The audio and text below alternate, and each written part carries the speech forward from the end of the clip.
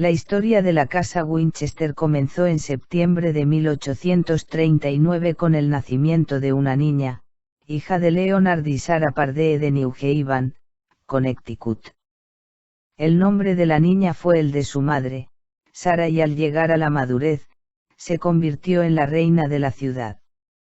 Al mismo tiempo, en otra familia de New Haven destacaba William Wirt Winchester, hijo de Oliver Winchester, un fabricante de camisas. En 1857, se hizo cargo de la empresa que fabricó un rifle que usaba un mecanismo de palanca para cargar balas en la recámara. En 1860 desarrollaría el rifle Henry, que se convirtió en el primer rifle de repetición favorito de la Guerra Civil Americana. El dinero empezó a llover y Oliver Winchester pronto amasó una gran fortuna. El 30 de septiembre de 1862, William Wirt Winchester y Sarah Pardee se casaron en New Haven.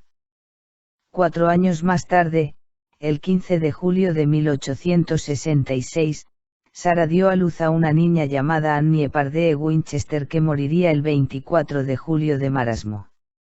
Al borde de la locura, Sarah tardó más de 10 años en recuperarse, pero no volvió a tener más hijos. La tragedia golpeó de nuevo a Sarah al caer su marido gravemente enfermo de tuberculosis pulmonar el 7 de marzo de 1881 y Sarah pasó a ser la heredera de todo su imperio. Pero su nueva riqueza no aliviaba el dolor que sentía por la pérdida de su hija y su marido. Un amigo le sugirió que hablara con un médium espiritista de su pérdida. En una de las sesiones su marido le dijo que existía una maldición sobre la familia Winchester que les había costado la vida a él y a su hija, una maldición resultado de la creación del terrible rifle creado por la compañía Winchester. Miles de personas habían muerto a causa de él y sus espíritus buscaban venganza. Su marido le dijo que debía de vender todas sus propiedades de New Haven y dirigirse hacia el oeste para empezar una nueva vida. Allí debía de construir una casa para ella y para los espíritus que habían caído bajo el rifle Winchester. Nunca debía de acabar la construcción, pues mientras estuviera construyéndose seguiría con vida, pero si la terminaba acabaría muriendo. Sarah llegó al Valle de Santa Clara en 1884, con la creencia de que era guiada por la mano de su marido ya fallecido. Encontró y compró una casa de 162 hectáreas perteneciente al Dr. Caldwell. Durante los siguientes 36 años construyó y reconstruyó la casa, una sección tras otra.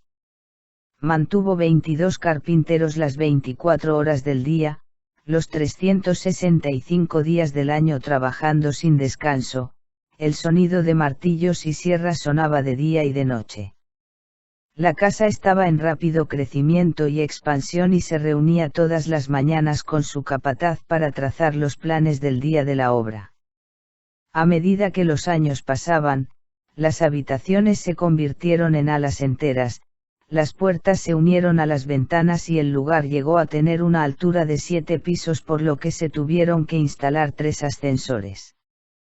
Había incontables escaleras que no conducían a ninguna parte, 47 chimeneas, armarios que se abrían a paredes en blanco, puertas trampa que no daban a ninguna parte, claraboyas que se encontraban unas sobre otras y decenas de rarezas en la construcción. También era obvio que Sarah estaba intrigada por el número 13, pues casi todas las ventanas tenían 13 hojas de vidrio, las paredes llevaban 13 paneles, el invernadero constaba de 13 cúpulas, muchos de los suelos de madera contenían 13 secciones y habitaciones con 13 ventanas. El suceso más trágico ocurrió dentro de la casa cuando el gran terremoto de San Francisco de 1906 derribó los 3 primeros pisos de la casa sobre los jardines y nunca se reconstruyó. Además, la chimenea que se encontraba en la habitación de Daisy, donde la señora Winchester estaba durmiendo la noche del terremoto, se derrumbó, dejando encerrada a Sarah dentro de la habitación. Ella pensó que el terremoto había sido una señal de los espíritus que estaban furiosos por haber acabado la casa, de ahí que decidiera continuar con los trabajos de reparación. Así la expansión de la casa comenzó una vez más. El número de habitaciones se incrementó de nuevo hasta 25 y se volvieron a instalar chimeneas por todo el lugar. En una nota relacionada, se documentó que solo 2 espejos fueron instalados en la casa. Sara creía que los fantasmas tenían miedo de su propio reflejo. Al final constaría de 160 cuartos, 6 cocinas, 52 tragaluces y 4 pisos amén de un par de salones de baile, uno de ellos sin acabar. Convierten a esta casa en toda una curiosidad desde un punto de vista meramente arquitectónico. El 4 de septiembre de 1922, después de una sesión de espiritismo, Sara fue a su habitación para dormir y en algún momento de la madrugada murió mientras dormía a la edad de 83 años. Dejó todos sus bienes a su sobrina Frances Marriott, que se había hecho cargo de la mayor parte de los negocios de la familia. Pero el patrimonio de Sara se había mermado considerablemente.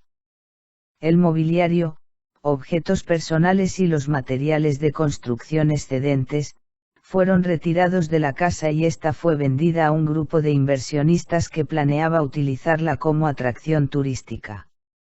Hoy en día la casa ha sido declarada Patrimonio Histórico de California y está inscrita en el Servicio de Parques Nacionales como una singular vivienda con un número no determinado de habitaciones. Algunos todavía creen que en ella moran unos cuantos fantasmas. Expertos en lo paranormal que han acudido a la casa han salido, convencidos de que es así. Los hay que han visto luces extrañas o los que han oído ruidos sospechosos. Según una espiritista local, uno de sus causantes es Clyde, el espíritu que daba instrucciones a Sara cada noche durante sus sesiones de espiritismo para continuar las obras al día siguiente. Sara le pidió que se quedara para cuidar de la casa y Clyde aceptó.